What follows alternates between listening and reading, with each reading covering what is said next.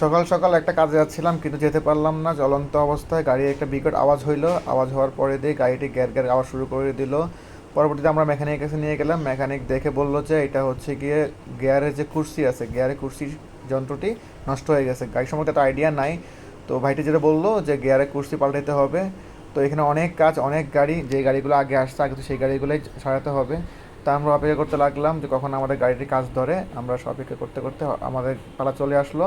এর মধ্যে আপনাদেরকে বাইরের অংশ দেখা নিয়ে আসলাম। বাইরে প্রচুর গাড়ি পড়ে আছে বিভিন্ন ব্র্যান্ডের, যেগুলো এখানে ঠিক করার জন্য নিয়ে আসছে। যাই হোক ভাই, অনেকটা সময় অপেক্ষা করার পরে আমাদের গাড়িটি পালা আসলো। আমাদের গাড়িটি এখন দেখতেছে যে এই যন্ত্রটি নষ্ট হয়েছে, সেই যন্ত্রটি খুলে আমাদেরকে দিবে। সেই যন্ত্রটি আমরা কিনে নিয়ে আসবো।